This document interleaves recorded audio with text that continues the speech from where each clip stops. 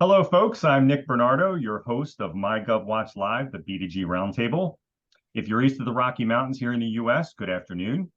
Good morning to those out west, and hello to anyone joining us from the far corners of the earth or watching online in the future. Today is Wednesday, January 24th, 2024. This series is brought to you by MyGovWatch. With a curated white glove approach, MyGovWatch delivers leads in more than 200 industries using AI best practices at double the rate of free government tools and at a fraction of the cost of legacy websites. Big government contracts do not start with a solicitation, but all roads lead to one, and your budget for hearing about RFPs does not have to be thousands of dollars per year. Start your 14-day free trial today. And today, our co-host with the co-most is Mike Lejeune of RSM Federal. Hey, Mike, how are you? Doing good, Nick. How are you? Love your hat. Love your hat. Thank you. Thank you. So, folks, Mike is the best-selling author and master coach with RSM Federal.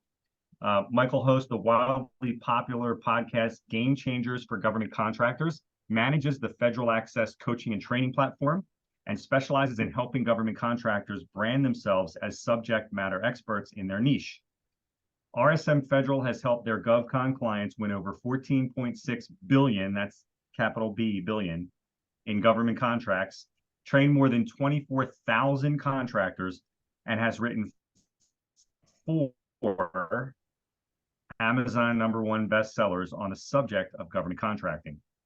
Over 2,500 government contractors trust their Federal Access coaching and training platform as their primary source of GovCon education, training, coaching, and practical strategies for winning government contracts. So, Mike, boy, that is quite a resume, and we've known each other for a few years. How did you ever get from there to here? Well, when I was in the Army, I noticed a lot of government contractors around me, and I thought that was pretty cool. So they were all making a lot more money than I was as a soldier. And when I got out, I wound up becoming one of those guys. And so did that for a couple of years, transitioned from like engineering and services and stuff like that in the sales team, and then wound up starting my own consulting business a few years later. So, and then my partner, Josh, I met him roughly 20 years ago while we were doing government contracting together for that same company. And we stayed in touch, and then we merged our companies. It'll be a decade we've been together in April. So, yeah. Well, that's fantastic. And folks, we try to keep this format very casual, right? So you can see my background here. I will just tell you that this is a little bit of a dream of mine. I have my 50th birthday coming up in July, and this is actually a background in Iceland. But if I go to Iceland for my 50th birthday, hopefully it won't look like that. It'll still be beautiful. And I actually had to put a jacket on because I felt like I was camouflaged with this sweater, Mike. Yeah, that's right. You're Um, all blue. yeah. So, folks, we're going to be asking you, just different random questions like, Mike, what are you doing to cut through the doldrums of winter? And where are you, by the way? So I'm in Eastern Tennessee, and unlike most people, I actually love this time of year. While I don't necessarily care for the cold, I'm a shorts guy. If it's above 45 degrees, I'm in shorts like all the time. So the cold doesn't bother me a whole lot. But we still do like hiking and stuff like that. In fact, we've got a hike planned this weekend, about 4.5 miles around one of the lakes here. So I'll do stuff like that. And, you know, a lot of work. Like I get a lot of work done this time of year. So like special projects and things. Actually, over the last Christmas break, I put in a new TV on the wall in here in my office and a fireplace and did some painting and things like that. So I have a lot of those little indoor projects that I just kind of save for the winter months. And that's kind of how I get through it. So Nothing like a write-off now and again in the home office. yeah. Yep. So, hey, John Boyle, we're going to come to you. We're going to come to you first. So in a moment, I'll just ask you to turn on your camera and join us with audio and video.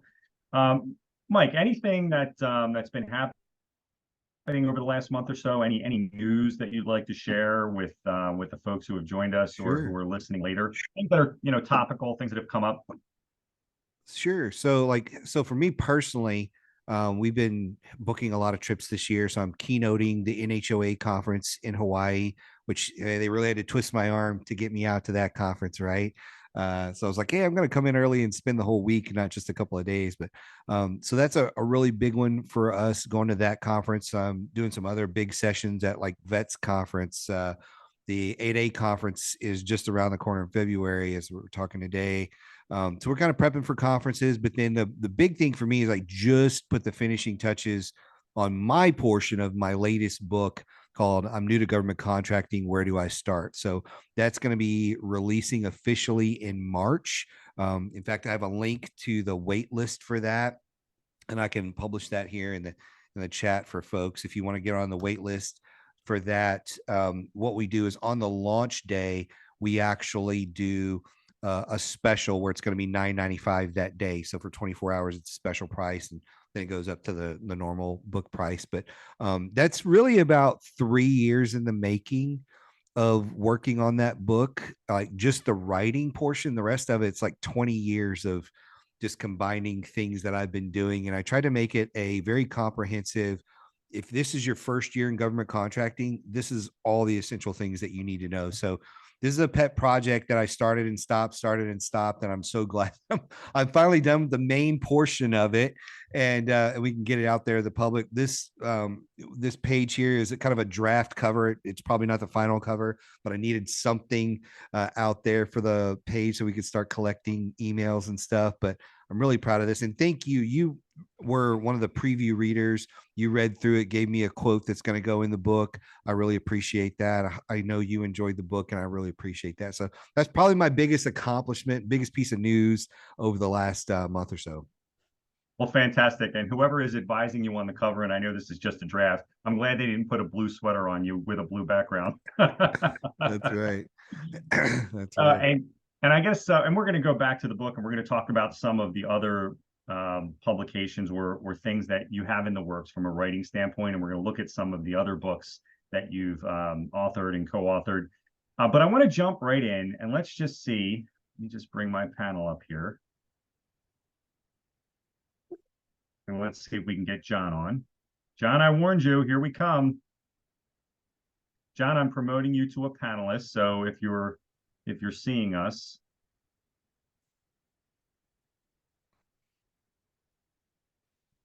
let's just see if we can get you in here.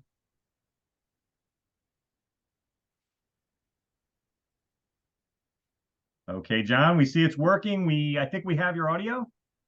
Looks like it. I can probably do a little video here as well. I didn't know I had to bring my kids to do all this stuff. You know what I'm saying? Yeah. Well, welcome, John. Welcome to MyGovWatch Live. And what are you doing? Where are you joining us from? I am joining you from somewhat sunny Sarasota, Florida. Nice. So great little piece of the world to be from and to live in. We enjoy visiting those cold places for skiing and the like, but you guys can keep the driving and the shoveling and all of that. That's we're okay with it. Yeah. Yeah. Well, I was going to say, I was going to start off by asking you, like, what are you doing to cut through the doldrums of winter? But now hearing that, I will just tell you that one of my only memories of Sarasota was how incredibly beautiful. Is it the Ringling Mansion? Yes. Fantastic place to stop in Sarasota, Florida. But I live in a much more humble setting as all of us do here compared to that thing. That thing is fantastic. So if you're not looking for a break in the weather, John, what are you looking forward to? Actually, we've just completed the physical move of our company from Naples to Sarasota, technically North Venice. And we are in the process of changing over some software. So we've got a whole lot of balls in the air right now. So I am looking forward to some of that settling. Nick, I think I shared with you that I was lucky enough to be brought on to this company, PartsView, in February of last year. A close friend of mine and mentor had taken another position with the company and was kind enough to offer me a spot. And so we're kind of rebranding, rebuilding this parts company, and government was something that we were had always been interested in. I'm not the smartest guy in the world, but I do read the financial reports occasionally, and the U.S. government spends a little bit of money. So we don't need all of it, but just our piece of it. And Ruben came across, I think I shared with you, he'd come across this your podcast here somewhere and said, hey, we should take a listen. We were lucky enough to, kind of stumble into a couple of government contracts with a buying agent, and that has worked out great. And John, just for the sake of anyone else who is on the session today, can you just tell us, like, just specifically, what do you provide to government agencies or in the private sector? We are a small e-commerce company focused on the OEM outboard marine market specifically, or I should say at this time. I mean, we're going to be expanding into several other lanes over the next 12 to 24 months. But right now, outboard motors is really our specialty. We are, as I speak, palleting up, I think it's either 4 or 6 pallets of lower units that are all going to the most recent contract we got as part of a larger order. My understanding is all those ultimately are going to Iraq. So it's everything, basically anything to do with marine. Either we can provide it specifically through PartsView or through the One Water family of companies. We have access to virtually any product you would need in the marine world. We're able to access. Well, I know when we first spoke, I think we immediately went to federal opportunities and growing with the federal government with military and naval applications. Boy, I can't think of a better person to have on with us now than Mike to talk about some of this with you. So what do you see as some of your challenges, or what will you anticipate some of your challenges will be as you try to bring your product solutions to the federal government? To put it bluntly, ignorance. We don't have any history. We don't have a roadmap. I don't have anybody on the team right now who is really even dabbled in this. Again, this was something that the contracts we're fulfilling right now, they found us. They couldn't find anybody else to supply the volume and some of the hard to find parts that they needed. Our relationship with our vendors and the volume of business that we do with them means that we have the capacity to do large volume orders, and 2, we can get them to manufacture parts that maybe somebody else is not able to get them to manufacture for some of their older motors, things of that nature. Yeah, and so Mike, jump right in if you have questions. I think what I'm hearing, John, is that you guys are just like a block of clay, and anything Mike or I may share would be news or helpful. Absolutely, and it's we're really we're crawling at this point, and maybe not even doing that real well. So we're looking to figure out how do we carve a lane in this environment. Well, without sounding like I'm trying to pitch my book, I'm going to pitch my book a little bit to you. When that comes out, grab that book. In all seriousness, it's really does follow like that first year in the business. And I've had people reach out and say, these are all the things that I should have done when we first get it started. And so that resource alone for $10 will be like your roadmap to getting in here and really digging in, because it's going to walk you through some key things that I'm going to share with you here real quick at a really high level. For you, one of the big things that you need to do is go through, and Nick's systems can help you pull some of this data, is just identifying who's buying what you're selling. And once you identify within the agencies who's buying what you're selling, then you can start to build a contact plan for reaching out to these people and looking in SAM for additional contacts that you can find, and trying to get capabilities briefs with these folks where you can learn more about what they're trying to do, but more importantly, they can learn about you. And that, I think that's really, really key. And a lot of people overlook it.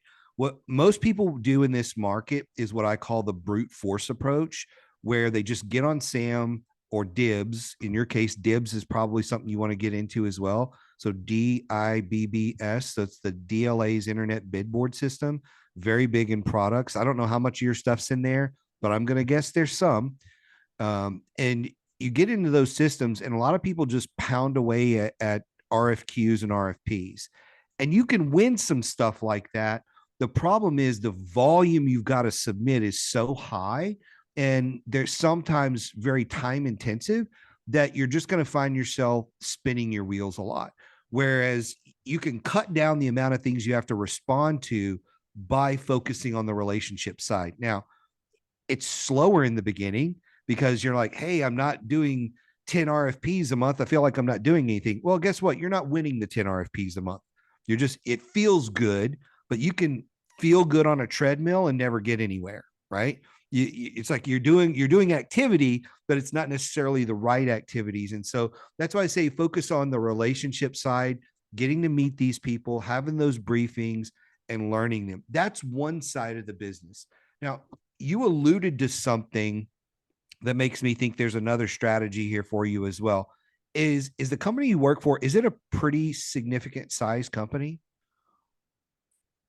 So our parent company, One Water Marine, is a publicly traded company, and yes, I mean their sales. It's a monster. Yeah, it's a monster. Yeah. So here's the problem in the market for small companies. Mm-hmm. Small companies can't get a company like you to pick up the phone and talk to them. Mm-hmm. It's a major problem in this market. And so if you can reverse that trend by looking at who's buying what you sell and identifying the current vendors that are selling to them that are small, see the people that are maybe under $10 million a year in revenue, you can become their source on a lot of this stuff and their key teaming partner, especially the ones that are, say, under $2 million, where they're trying to get more past performance. And although you don't have government past performance at volume necessarily, you have commercial. So you can walk in and kind of map a commercial opportunity to a government one and say, well, I'm just going to throw an example. We sold 10,000 motors a year to this one organization, and we deliver them on time, under budget, and save them all this money or whatever it is, right? Or these certain parts or whatever. Those other companies don't have that past performance. They don't have your network. They need you as their big brother to come in on an RFP and team with them to go win stuff. And so there's a play for you in this market, a teaming strategy play where you start identifying those other people already selling to your customers, build relationships, and now you're starting to get in with those customers. So those are just a couple of things off the top of my head that I think will be really important for you in the market. So, it seems that historically, PartsView did not deal. They would get inquiries about this type of business, but they weren't sophisticated enough to handle either the wire transfer methodology of payment and or extending terms. They weren't sophisticated in those areas. So we're able to take advantage of that now, which I think has helped. But it seems like the more sizable contracts are not coming directly through, in this case, let's say it's the Navy. It looks like they're coming through an agent or an intermediary. So and the only reason, we fulfilled an order that to us looked like it was direct to the U.S. Navy. We were dealing with a naval officer. But I mean, they literally ordered like 6 gallons of oil. I mean, it was something I was like, why would you not just drive to West Marine and buy this, sort of thing. But it was, but the inquiries we're getting on the agent side or the intermediary side are significant contracts and definitely worth us spending some time on. So I guess I'm just curious how the landscape normally works. It's all over the map. You've got some people that's their whole job is to basically be a broker or intermediary, however you want to look at it. And they're trying to broker those different things and set up relationships. So there's going to be things like that. But the government loves contracting vehicles. So there's going to be vehicles out there that they use to procure things at, scale. And so those are going to be some areas that you're going to want to check into to see where they're buying those. When I talk to people, it's always who buys what you sell, and then how do they buy what you sell. And the how is a lot of different things. The how could be a contract vehicle, could be the open market. It could also be certain small business statuses, which your company's not going to qualify for any of the small business statuses. But if you are partnering with those types of companies and helping them, they can then go in and get some of those contracts. And you're talking multi-million-dollar contracts that can be sole source, not always, but can go to those smalls. You can supply the product. They get a small override on it. They're delivering and they're working with the customer. So a lot of different ways, but trying to figure out the how is a big portion of this. If you want to reach out after this, I'd be happy to set up a call with you and look through some of the data and try to see a little bit of it. Maybe a research project, depending on where you're trying to focus. But that's the thing you need to be able to figure out here is who and how. And once we figure out the how, then you can determine, can you sell direct? Do you need to line up some of those intermediaries, brokers, whatever you want to call them? Do you need to line up teaming partners? Can you just do some of the bidding online? There's a lot of different ways we can approach it, but those are some of the things off the top of my head about it. Yeah, and John, you also you mentioned 6 gallons of oil. Have you come up against, or have you seen some of the purchasing thresholds that Mike is alluding to? So under $10,000 is the micro purchase level. I think, is it $250,000 is the simplified acquisition threshold? Mike, is that right? 250? Yeah, and there's also another threshold in there, another micro purchase at the 50K level. So certain agencies can apply for the ability to go up to 50K at micro purchase. And so depending on the agency, they may have that ability and they can buy it. Literally all they got to do is look at it and go, oh, that's a reasonable price, and they just buy it, they're with a credit card often. Yeah. Yep. Yeah. I mean, again, we are,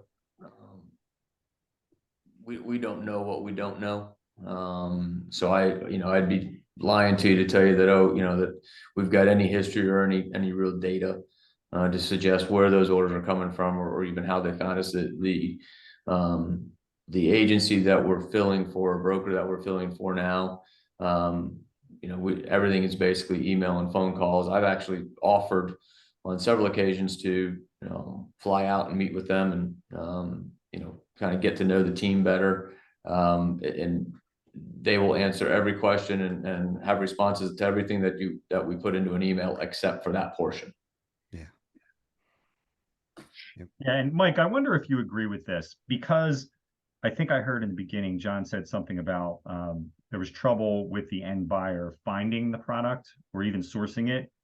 Would you agree that the path to cutting out the middleman, part of it may be selling from the bottom up in terms of those thresholds, because it's just easier with less process and bureaucracy, and that will inevitably lead you to some of the decision makers that will then lead you to other decision makers for things further up the purchasing threshold. So Mike, I wonder if you would agree with that or comment on that. Oh, I think it's a good idea. And that's why it's so important to find out the who and the how, because once you figure that, then you can build a strategy. But if you don't know that, you're operating blindly on your strategy. You're just guessing. But there's so much public data. I mean, of anybody in the world, you would know that, Nick, right? There's so much public data that once you get your hands wrapped around the data, you can make some really smart decisions. And the thing about government is it's often not just one strategy. You're often working a bottom up, a top down, and somewhere in the middle strategy, which teaming is kind of a somewhere in the middle strategy. You're working multiple of these simply because the government operates so damn slow, right? Like I was on the phone with somebody the other day and they're like, I don't know what's going on. The government said they were wanting to get this done and there's an urgency behind it and all this stuff. And then they called me back and they're like, hey, we're really in a rush. We're hoping to get this done by May. And it's December. I'm like, yeah, that's fast for them. So that's what you're dealing with. That's why you've got to have multiple strategies in order to go after these folks so that you can hit them from all those different levels. Because once we look at the data, we may determine, oh, they're buying a lot of this from GSA or here or there. But the reason they may be buying it using a certain contract vehicle or a certain broker is they don't know you exist, or they don't know that you have this part. And contracting officers, unless that's all they do all day long, they're just not going to have that information sometimes. So simply being able to identify them and go, oh, Joe Smith at this naval yard is constantly buying 6 gallons of oil. All that, what's he doing? Right. And then reaching out to them and going, hey, did you know you could buy that from us and save some money? I mean, that's the short version. Right. And oh, what else are you having trouble finding? And then you start going through that. That's where the capability brief comes in, to sit down with them and say, there's this whole list of your problems we could help you solve, and you didn't even know we existed. So yeah, it's the who and the how are really important to that strategy. Well, and John, one more thing, and I would like to pose this as a question to Mike, but I think it really is for your benefit. You mentioned GSA, Mike. What are some of the questions that you like to ask, people that you interact with, whether they eventually become customers of your services or not, that help them decide whether or not getting a GSA contract is a viable path for them? And John, just so you know, the GSA contracts, they're basically licenses to hunt, where you need to prove to the federal government that you can provide products and services nationwide. You have commercial customers, you have good financials, which, as a larger organization, you're obviously going to be able to show that. And you're agreeing to give them your best price in the corporate marketplace is their highest price in their contract, meaning you can go lower than your best price. So, but Mike, what are some of the questions that you would ask John to help him decide, is GSA something he should look into? So one of the things is, has anybody mentioned it to them? If somebody's mentioned it to you and they've mentioned it repeatedly, like a customer, not a colleague, because colleagues all think you need it. And what you'll find with the numbers is only about 49% of GSA schedule holders ever sell anything through their schedule because they don't know what they're doing with it. But my thing is, if customers are repeatedly telling you you need it, then that is something that I would key in on. Other than that, I go back to the data. Instead of asking him questions, I'm going back to the data and seeing, are any of your competitors on GSA? And if your competitors are on GSA, let's go look at their schedule and see what their sales are. And oh, by the way, who are they selling to? We can find out all of this information and then be able to start targeting their buyers even before you have a GSA schedule, to say, hey, I noticed you're buying all of this stuff via GSA. You could be buying this from us, maybe even cheaper, right? And so doing a competitor deep dive, that'd probably be the one question I'd ask you, like, who do you know that's a competitor that's selling to the government? If you don't know if they're selling to the government, let's just look up a handful of your competitors and see if they are. And let's try to find somebody in this space. If we can't find somebody that you know of in this space, we will just start like with the NAICS codes and the keywords. And eventually we'll find vendors that we can go and look at and see, are they on GSA, and go down the GSA rabbit hole of their schedule, just like I said. But it's mostly the research side of it, trying to figure out, is GSA actually being used today to procure these items? And if so, is it at scale, or is it $25,000, $50,000 a year? Because that's just a waste of your time to go get a GSA schedule if that's what's going on. So those are a few things I'd look at. Hey, John, I'm going to give you an opportunity for any last follow-up questions. And obviously, you guys can talk offline and I can facilitate that. But before I do, I'm just going to say, for Steve, Vi, and Gloria, we're coming to you next. I see, Steve, you have your hand raised. And Gloria, I know we spoke, so we're going to bring you on right after Steve with his question. So any parting questions? John, you can certainly stay on with us. And if things slow down towards the end of the session, you can hop back on. But anything else that you can think of now? No, I mean, I've got a lot of thoughts swirling in my head right now. This is a focal point for us in 2024. And it's something that I suspect, Mike, and this will be an interesting dive to do. You and I will definitely talk again offline. The marine industry is very, very fragmented, and in many ways is almost like operating back in the 50s. So our list of true competitors is not that extensive. I would be shocked to see any extensive work being done. So it will be very interesting to see where the government and others are procuring these products currently, because obviously they're buying them somewhere. Yeah, just shoot me an email and Okay. we can talk about it. So I'll put Mike, what's email. your email, Mike? I'm going to put it in the chat so you can just Okay, copy cool. it.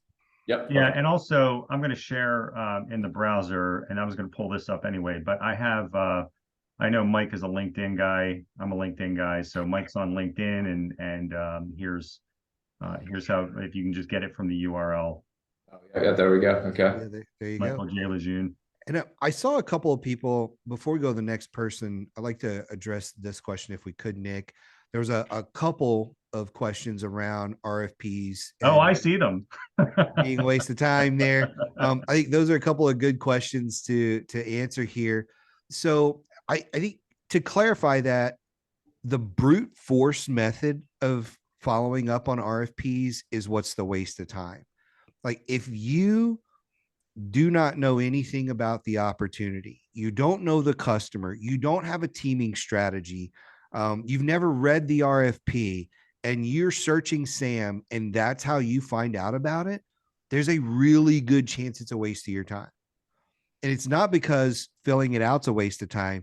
It's because you don't know enough information to win it. It's not about finding opportunities. It's about winning opportunities. Like if I can beat home one thing to everybody today, you can find opportunities all day long, but can you win them? If you look through the requirements in the opportunity, is it a 50-50 shot that you're going to win it? Is it a coin flip? Or if you respond, do you have past performance, either commercially or in the government? Do you know anything about the customer? Do you meet all of the requirements in the proposal? Do you know how to write a proposal?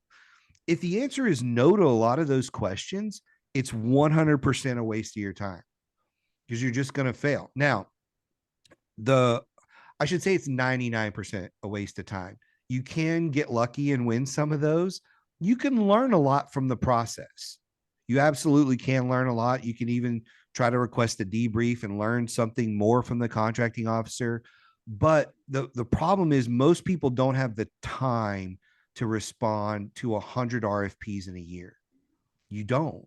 And so the best use of your time is to build relationships, get to know the customer, and then put a really good bid, no bid process in place. If you're brand new in the market, you have no business bidding on opportunities that are over $250,000 because everything over $250,000 normally has past performance requirements that you're not going to be able to meet. So you're going to be kicked out right out of the gate because even if you write the best proposal in the world, you might get kicked out. And so if it's over 250K, you need a teaming partner. Teaming partners take time to develop. That's part of the relationship building. So if it's over that $250,000 and you're new in the market, you should be focusing on a teaming strategy where you're identifying potential partners that are selling to your agencies and you're working with them to locate RFPs and respond together. And I'd rather see you respond to one RFP a month that you have an 80 to 90% chance of winning than 5 or 10 where the chances are maybe 50% on a good day, right? So that's on the ones that are over 250K. If it's under 250K, the odds are it doesn't require a lot of past performance. And it's also likely not going to be super complicated. Maybe something you can knock out in 2 to 4 hours. Those are possibly worth taking a chance on a couple of times a month. But you've got to be very selective. Just remember, it's not about finding an RFP, it's about winning it. And so be selective, make sure you can win them and stack the deck. Or if you find something and you don't either meet all the requirements, or you don't have the time to respond, focus on reaching out to that contracting officer and saying, hey, we're not quite ready for that. but you clearly buy what we sell. We'd like to come in and do a capabilities brief with you and learn more about other opportunities with the agency. So there's other ways of using the RFPs. Also, if you're new, you should be spending more time writing RFIs and sources sought responses than RFPs, because those are opportunities to get to know the agencies and possibly shape an RFP. So I would spend time doing that versus just trying to respond to RFPs all day long. So Yeah, those are just a couple things. So and Mike, I just want to make sure the audience understands this dynamic.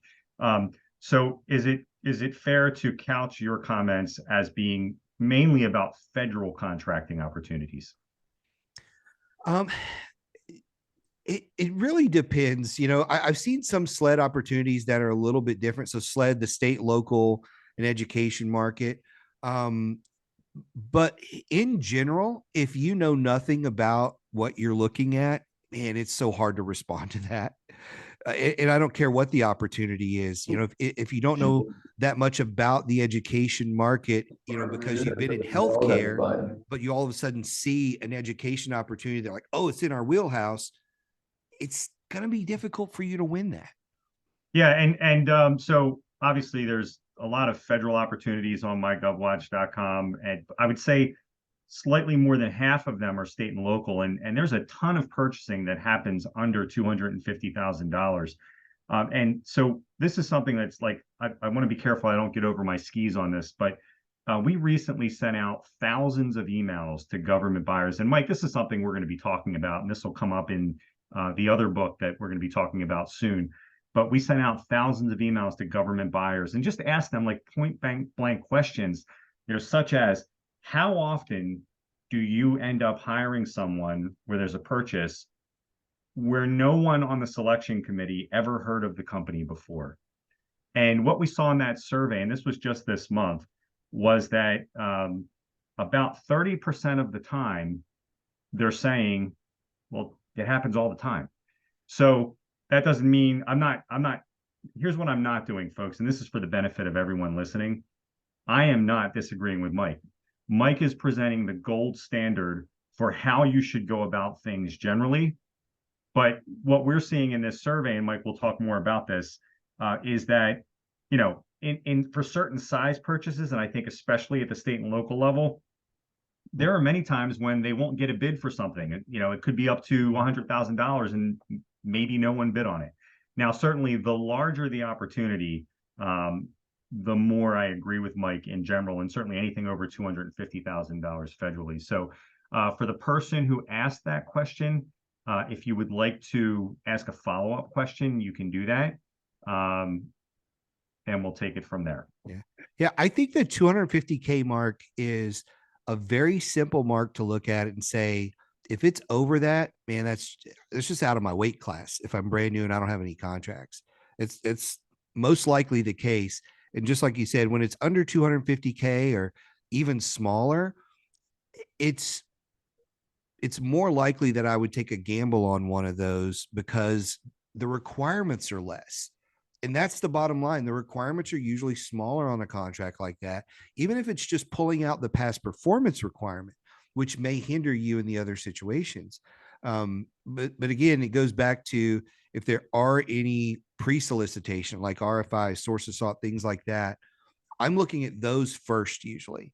And if I'm looking at an opportunity, even if it's 100K and I don't know the agency or it's a state and local thing and I don't know anything about them, I may respond, but I'm probably going to do some research and try to get smart on it. The thing that I find that's, to me, the biggest piece of misinformation on like social media right now is people are saying you don't have to have a niche. You don't have to have a niche product. You don't have to have a niche service. You just need to go and see what the government is trying to buy. And when I say the government, I'm including the SLED market, right? The government as a whole, state, local education, FedMark, just go look at what they're selling and sell that to them. And that means you may run across solicitations that are for 37 refrigerators, and then there's some recliners, and then there's 16 outboard motors and 5 gallons of oil and some IT services. And your company should not be trying to supply all of those things I just mentioned. Like your company should have a focus, and you should not be looking at all of the solicitations that are open and going, wow, I want everything that's over 100 grand. So this janitorial one, this outboard motor one, this IT service, this cybersecurity, those are all over 100 grand. And that's really what I want. You should be focused on what you're trying to sell, the one major thing, and focus in on that.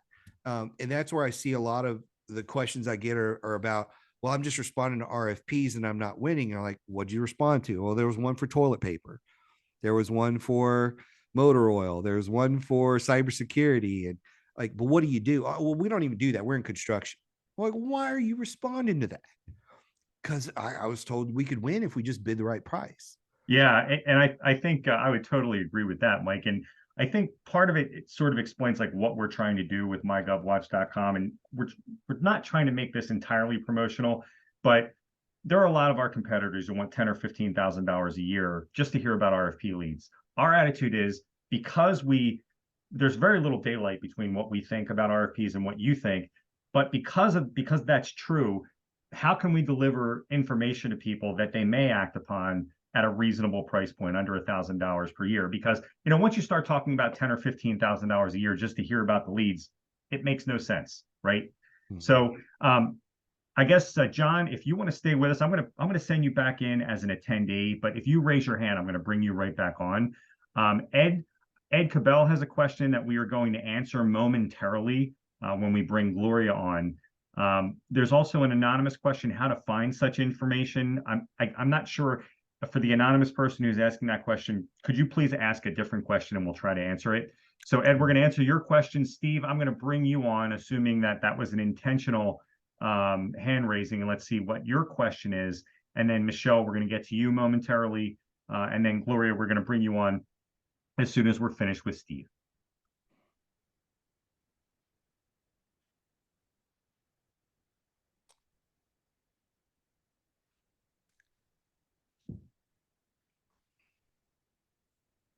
Okay, we'll see if Steve can get in.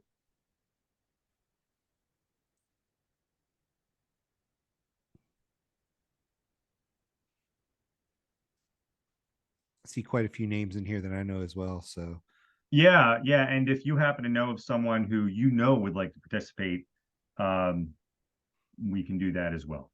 Oh, yeah, okay, so Steve doesn't have a question. Steve, feel free to chat a question if you'd like. Gloria, let's bring you on. I'll just say hi to Chris.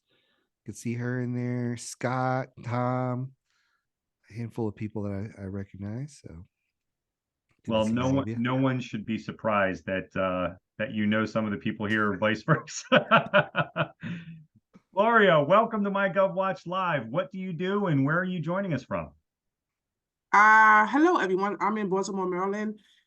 I'm a prime contractor with the VA, so we provide case management services to chronically homeless veterans.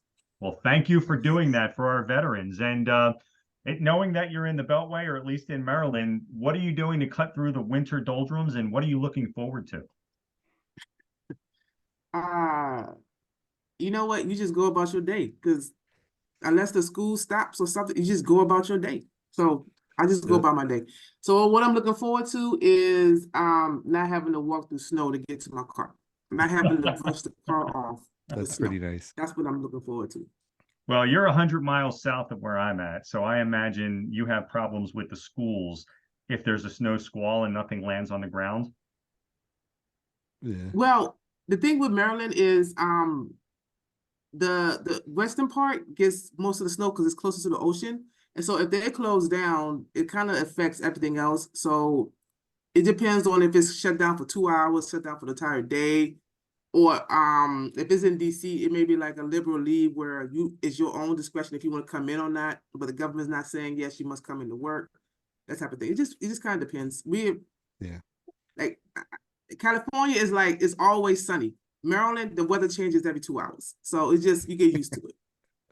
Well, we appreciate you joining us, and I know you mentioned that you're a contractor involving placement for homeless. Can you just tell us a little bit more about what you do? And I think you wanted to talk about relationship building at the agency level, which I think speaks to Ed Cabell's question as well.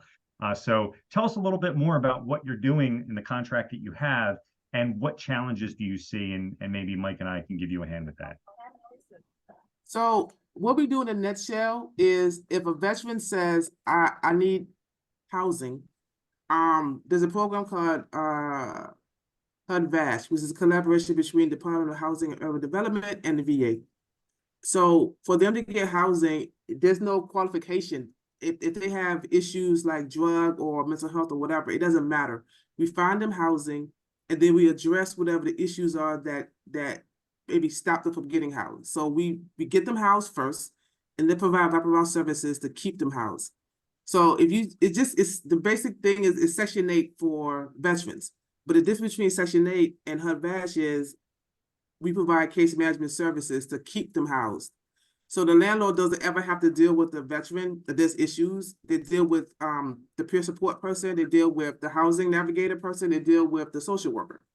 So the veteran they have the VA behind them. So that's what we do. So we find them housing and we keep them housed. Best we can to keep them housed. Well, that's awesome. A beautiful thing, and thank you for doing that. And what are your challenges with finding folks to, sell to or pre-sell to in terms of future opportunities? Are you talking about for the government contracting or for the HUD-VASH?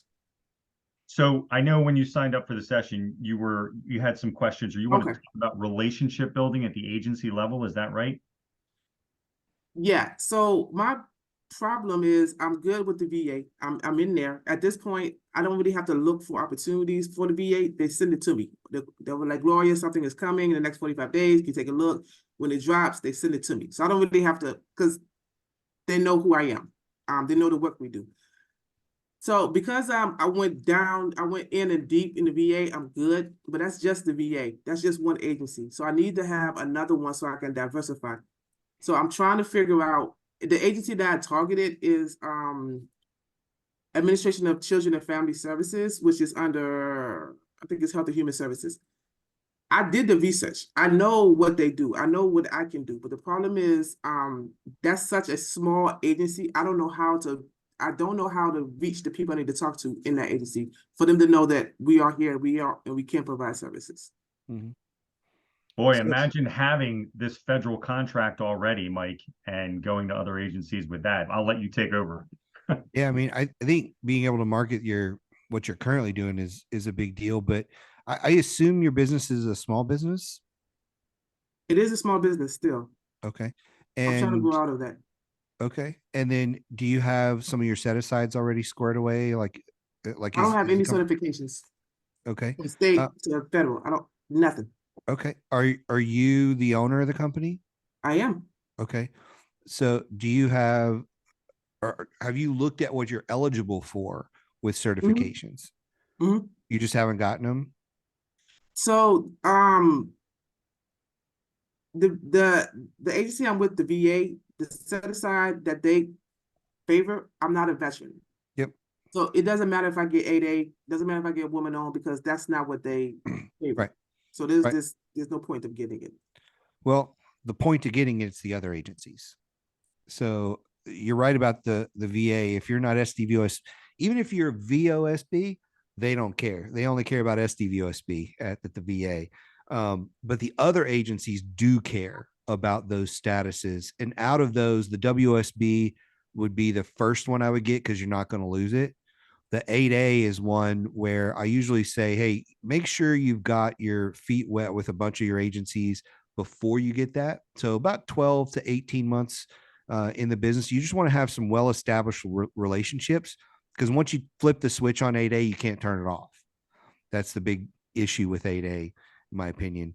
But so I would highly encourage you to look at those certifications. You literally go on the SBA website, fill it out. You can do the paperwork yourself and get that stuff. It is not hard, and it's pretty fast to get that. I would also check and see if you would be a hub zone. I am. Okay. So that's one I would definitely get as well, to have that hub zone preference.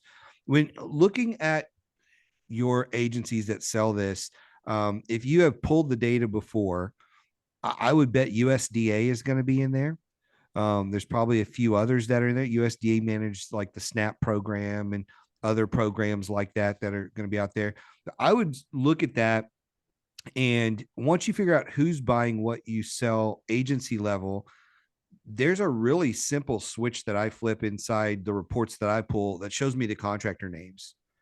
And so you should be able to look at exactly which contracting officers are buying this stuff and start reaching out to them to develop the same type of relationship you did with the VA. And it sounds, if you've developed a relationship as good as you say it is with the VA, you probably know the intricacies of what to say and how to say and all that kind of stuff in position with them. You just may not know the who. And so either Nick can pull that information or we can show you how to do it in some of the other tools that are out there. It's all publicly information to find those contracting officer names. And I would target those first. That's what I would do. And then the second thing I would look at is your teaming strategy. So who are you focused with teaming today that's selling the service you want to sell to the agencies you want to sell to, and start connecting with those folks, because it doesn't matter what you do in this market. Every time I sit down with somebody who's trying to sell to the government, there's always a gap in their capabilities, always. And if nothing else, teaming with another company, even if you're just going to get 10%, 20% of the contract, is better than 0%, right? And it'll get you more past performance with that agency so that you can go a little bit further with them. But there are always companies. I talk to them every single day. I talk to 20, 30 companies a week that are like, yeah, we don't have enough people to do this. We don't have enough FTEs for on-site. We don't have enough people on our team to write the RFPs to go after this. It's a constant struggle. And so for you, contracting officers, as well as teaming partners, if you just worked on that the next 6 months, you probably quadruple your pipeline. So. And Gloria, can I ask you, to what extent are you interested only in federal versus state and local? I moved on from state. It's too much work, not enough money. It's too much work and not enough money. So I'm focused 100% on, well, let me take that back. There is one contract I'm working on for the state level, but only because it's in my warehouse and it's adding to what I'm already doing. But for the most part, I'm not looking for state stuff. And I will tack on to the state conversation just really briefly. You know, one of the reasons a lot of people that I know don't like working for the state is because the states, depending on your state, doesn't pay their bills, you know, or doesn't pay them on time. Like I came from Illinois. I can admit that now that I'm gone, right? But Illinois had a $3.7 billion budget deficit and was known for not paying their bills. So my wife was on the board of the mental health clinic in town where we worked. And they were notorious for 90, 120 days late on their paying their bills to that, and they're augmenting things. It was horrible. I'm in Tennessee, which has a $3.6 billion budget surplus. They pay their bills because they've got the money. It's a very different state to operate in. And so depending on the state, depending on their reputation, it may be very difficult to work with your state. Now, the municipalities often operate differently. So some of those, again, do they have a budget surplus or a deficit? That often depends. And you can go to a local city council meeting and find out really quickly what the budget shape is like to figure out, hey, does it make sense to pursue these local opportunities? Or even if I win it and do the work, am I even going to get paid? Or is it going to take 6 months to get paid? And that kind of thing. So sled market's a really interesting one. So. Well, and Gloria, I bring it up because and this is a plug, but I think in your case, it's appropriate.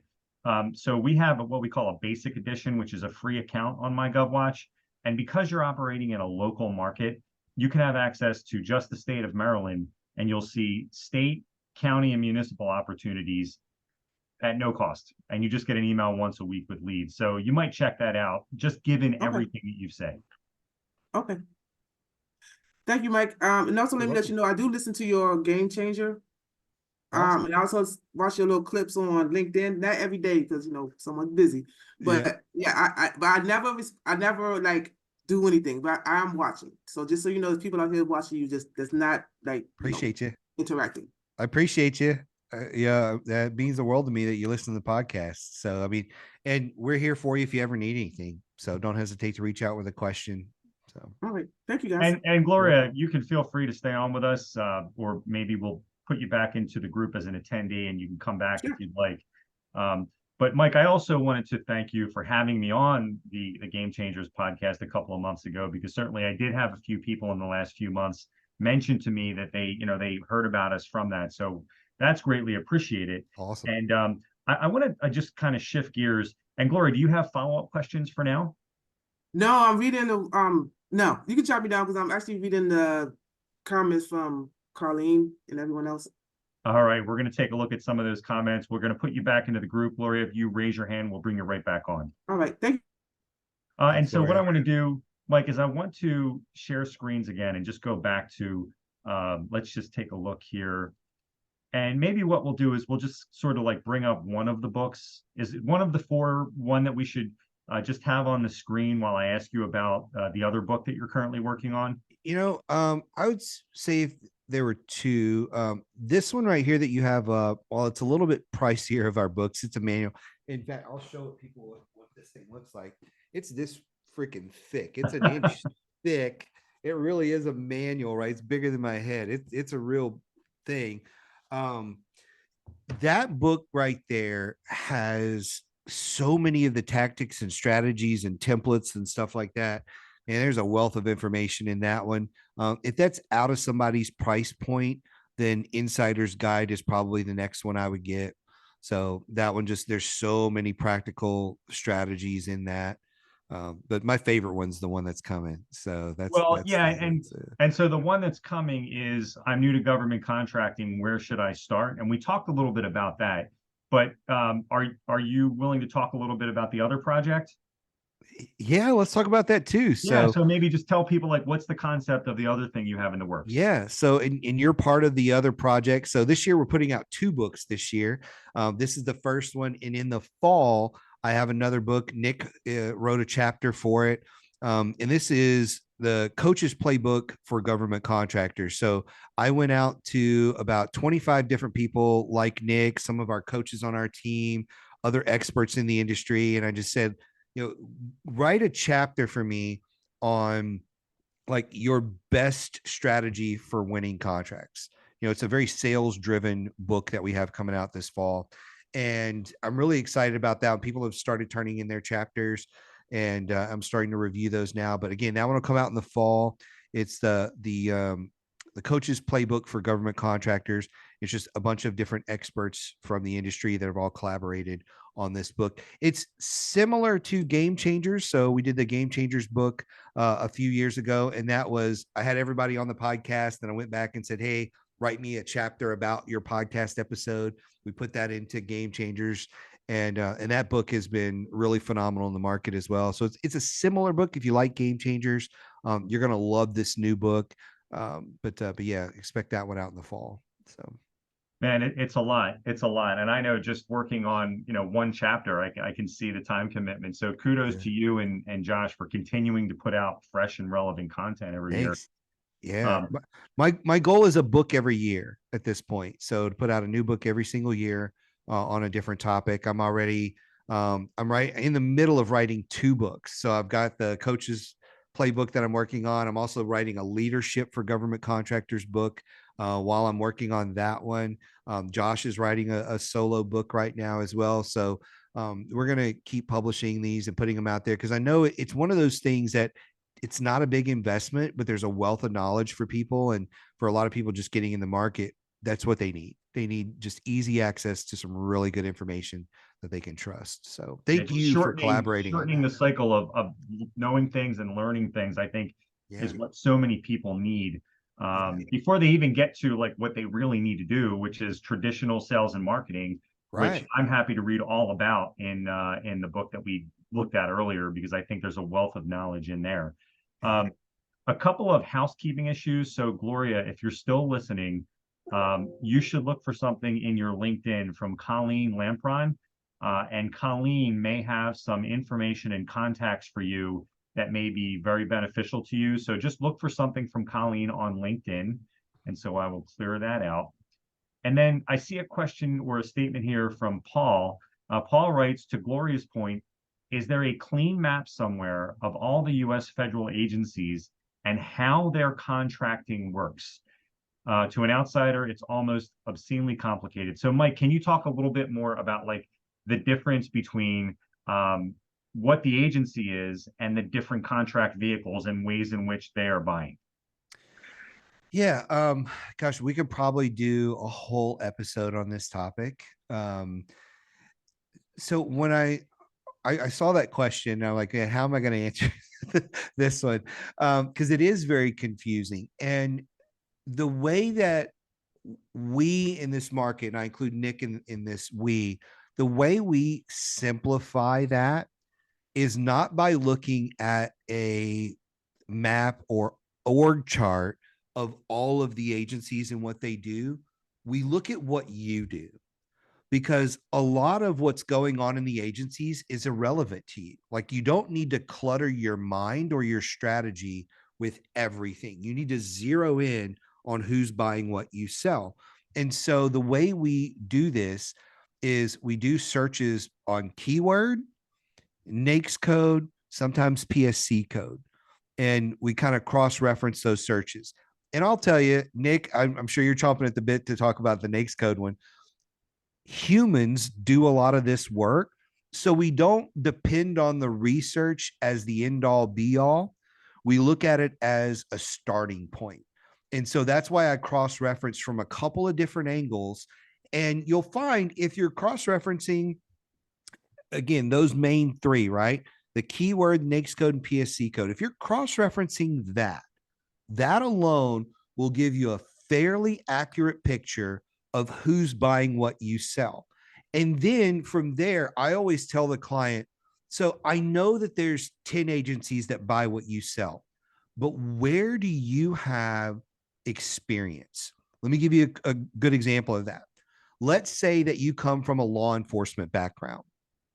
You're likely not going to want to sell the CDC.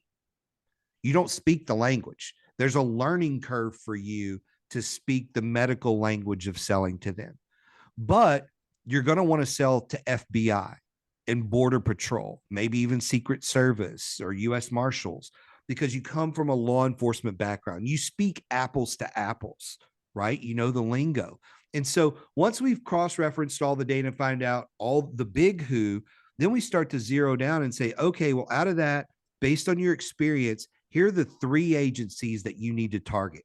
Now, instead of trying to learn every agency and every department and all the rules of the game, you've zeroed it down to 3. And a lot of times I'll tell a client, now let's pick one, and that's our starting point.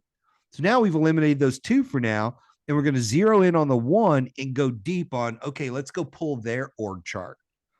You know, what silos are inside their agency? Let's go look at some of the popular contract vehicles that they sell this product or service on. Now let's see who the contracting officers are. Let's look at the small business reps.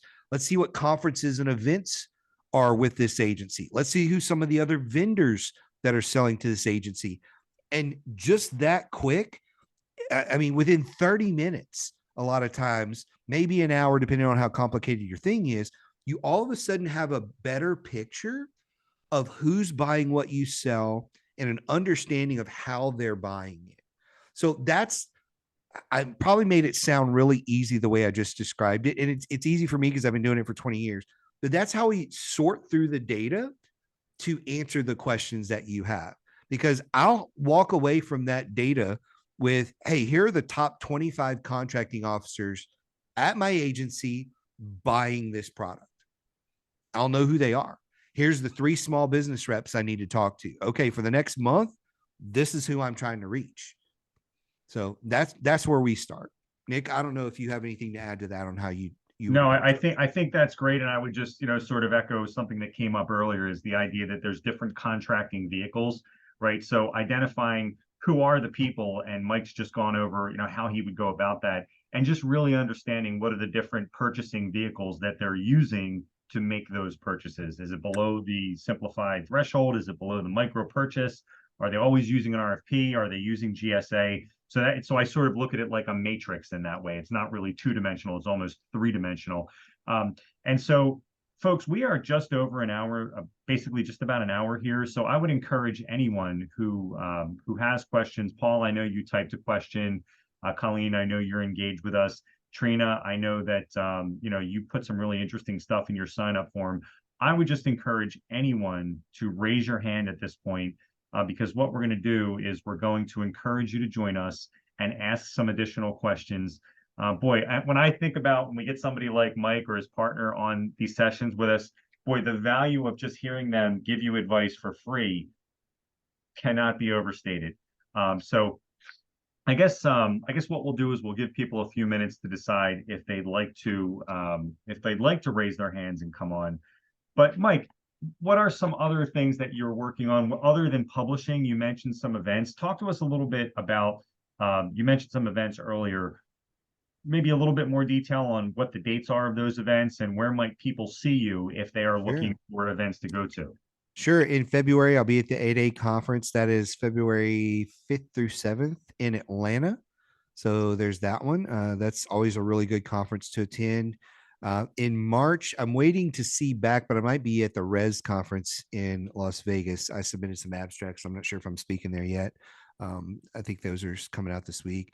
See, that's March. April, I'm going to be at the NHOA conference. That is the 22nd through the 24th in Honolulu. So if you want to go to Honolulu to see me speak, or if you just want to go to Honolulu and say you saw me speak, that's fine too. That'll be a good one. I'm actually bringing my whole family to that one. So my wife and daughters are coming to that event. And I'll tell you, just as a practical thing as a business owner. So, I have part of my business paying for me to go and speak, but then I was like, I need a photographer on site with me for this one. So I'm going to pay for another bit of the airfare of one of my kids so they can do some photography at the conference. Right. And then, we haven't had an annual meeting in a while. So we're going to stay an extra couple of days in Hawaii and do our corporate annual meeting because my wife is there. Right. And so I have my whole team and my photographers with me. So we'll do that on the beach one day. I think people don't use this enough, right? People should be doing things like that, putting their trips in, their family trips or fun trips in with their stuff. Even after Atlanta, we've got a resort that we're part of a network of resorts. After the Atlanta conference, my resort's an hour and a half away. I'm going to go spend 3 days there writing on my next book. So I kind of push all that stuff together. And then a conference I'm really looking forward to this year is the Vets Conference in May. I don't remember the dates on that one. NVSBC. That's part of the NVSBC is putting that one on. You can go look on the nvsbc.org for the dates for the Vets Conference. That's probably going to be the biggest conference of the year. There's a few thousand people coming to that one. It's going to be a great one for veterans. I'm looking forward to that. That gets us through the first half of the year, and then I'll be well into boating season. So Mondays and Fridays, I'll be out on the boat, which part of the reason I bring that one up, if you are a client of ours, of RSM Federal, so if you're a Federal Access member at any tier, whether it is the corporate advisor, coaching tier, whatever, I'm actually going to start opening up Days on the Lake with Mike. And all you got to do is get there. There's no additional cost, so if you're in the region or you want to fly in and spend a day, I'm going to bring 4 companies at a time out on the boat, and we're going to spend the day out on the lake. We'll talk some business, do some socializing and relaxing. It's a members only thing for our Federal Access members, but it's something fun I'm going to be doing this summer and hope to continue. We're also talking about doing a big annual conference for RSM. And then I'm looking at a cruise too. So probably do a cruise either later this year or early 25 is kind of what we're looking at, kind of like a GovCon cruise, if you will, and inviting folks to that. Well, that's quite a packed calendar for the first half of the year. And we see this sometimes on these sessions where, we had Colleen and Gloria going back and forth about maybe hooking up.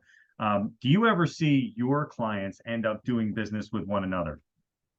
I make that a part of my business. So like, especially when I'm coaching people and I know their business very intimately, one of the things I'll do periodically is just, oh, you need a teaming partner for that? Here's one of our clients.